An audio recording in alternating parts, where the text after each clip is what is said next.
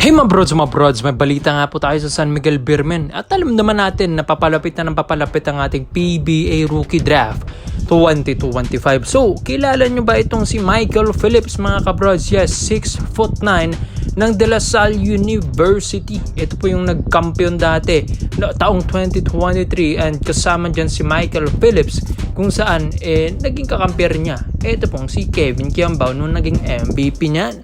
Kaya mga kabrods, ito pong San Miguel Beermen, syempre, nag-iisip din sila kung sino yung mga big man na pwede dito sa kanilang roster at sino ang kukunin nilang mga rookies na big man.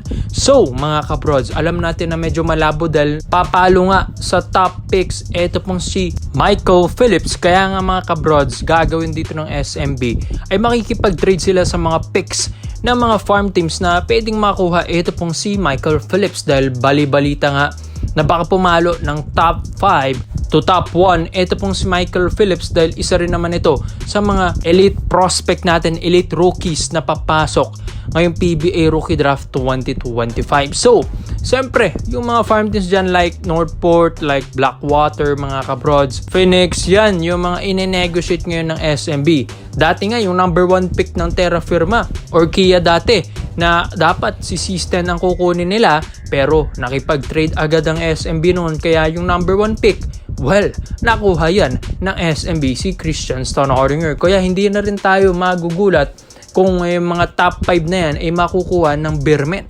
So, alam din naman natin yung skills neto ni Michael Phillips, hindi rin basta-basta mga kabrod. Skills pa lang neto, kaya nga, di ba, nakakapag-champion ng La Salle at palagi silang nakakatungtong ng championship, playoff, semis mga kabrods dahil dito kay Michael Phillips din, grabe rin kasi yung big man na ito mga kabrods. Mas magaling nga di hamak ito kaysa sa mga kuya na ito katulad ni na Ben Phillips at yung Isaiah nga mga kabrods dahil di hamak daw na mas magandang skill set neto, athletic mga kabrods. At isa pa dito, modern big man na ito pong si Michael Phillips. Kumbaga kayang pumukol ng tres, kayang pumukol ng perimeter, may skills na sa ilalim, grabe yung footwork sa ilalim.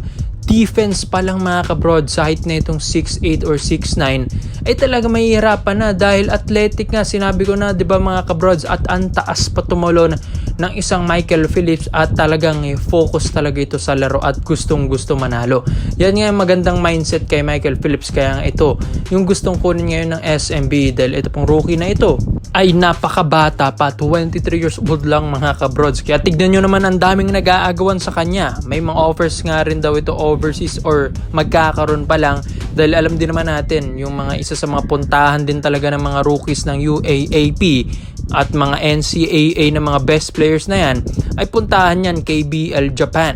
Pero pag wala talaga mga kabrods, ang puntahan yan ngayong PBA Rookie Draft 2025. Kaya ito pong SMB, ini-reach out na rin ito pong agent ni Michael Phillips para nga maging okay na at ito yung final lang decision na ida-draft siya ng SMB at kukunin siya ng Beermen. At ito mga kabrods, o-offeran pa ito ng malaki. Yes, alam din naman natin, o-offeran niya ng SMB ng malaki para nga hindi na ito mag-ibang bansa. At sa kalagayan din naman ngayon ng SMB na alam din naman natin papasok sila ng playoffs round, dito rin natin makikita kung ano ba talaga yung mga weaknesses ng Beermen. At uso naman sa SMB yung magre-rebuild ng mga lineup, di ba?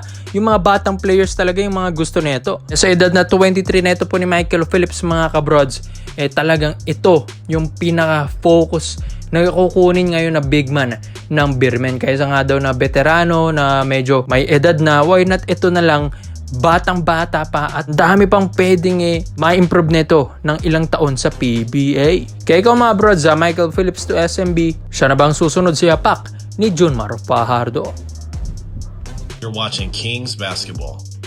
Hey mga brods, 6'4", small forward, power forward Ish Couture, one of the elite rookies ngayon na papasok kayong PBA Rookie Draft 2025. So mga kabrods, film, ito pong si Couture. At isa pa dito, napakabatang player rin kahit papano, 27 years old lang. At isa pa mga kabrods, pinsan din nito nang na-content din natin yung 6'8" point guard na si Derek Mayo II. So cousin sila mga kabrods. So ito pong si Ish Couture from Angeles City, Pampanga, nagaling Long Beach, California. Solid na player din mga kabrods dahil ito nga kapampangan ito, kabayan ito ni Calvin Abueva and Arwin Santos mga kabrods. At isa pa dito, yung player comparison neto mga kabrods, hinahalin tulad nga kay The Beast Calvin Abueva ng PBA at parang Russell Westbrook naman ng NBA dahil nga mga kabrods slasher kung maglaro. Ito pong si Ishko Trey,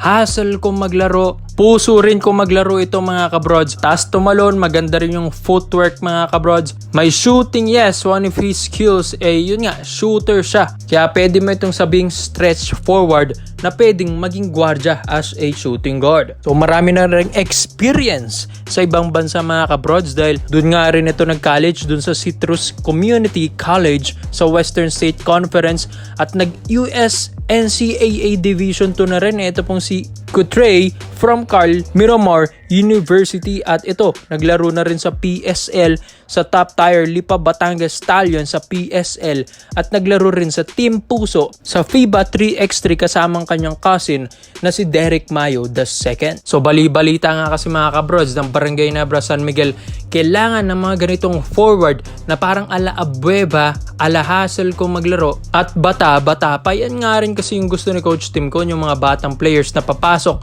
ng mga solid forward, physical kung maglaro na skills. Kaya nga pwedeng kunin ito ng Barangay Nebra San Miguel. Pwede nga ito maging steal ng draft dahil hindi nga masyado pang naha-hype. Ito pong si Ishko Trey, pero pwede.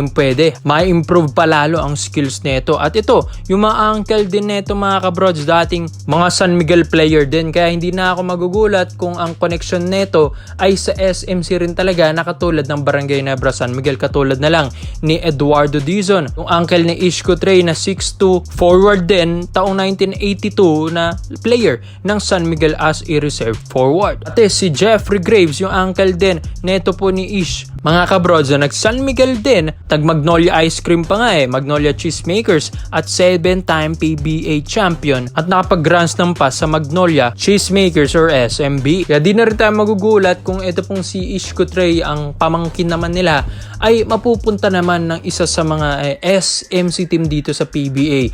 Dahil alam nga rin natin na malakas din naman na player ito, hindi rin basta-basta. Ang gusto rin kasi ni Coach Tim Con yung mga may shooting din talaga, which is yan, meron din man yan si Ishko Trey. Slasher rin kung maglaro, talagang physical din kung maglaro. At isa pa dito, nati-train din siya sa ilalim ni Mark Pingris dahil kaibigan nga nila ng kanyang cousin na si Derek Mayo kasama si Pingris. Kaya kung ito yung makukuha ng Barangay Nebra San Miguel mga brods, ang laking tulong nito sa roster nila. Dahil both offense and defense ay maaasahan mo. Ito pong si Ishko Trey. Kaya wala ka rin masabi. Dahil two-way player nga. Ito pong manlalaro na ito at 27 pa lang mga kabrods. Pwede pang ma-improve lalo ni Coach Tim Con at malaking tulong ito para sa Ginebra mga kabrods kung tutuusin. Kaya sa tingin nyo mga brods sa lahat po ng mga Barangay Nebra fans, sa tingin nyo ba dapat ba nilang kunin ito pong si Ishko Trey sa paparating na PBA Rookie Draft 2025? Komento mo lang kung pwede mo dito mga brods at isa-isa natin yan. This is Kings Basketball. Yun lang, I'm out.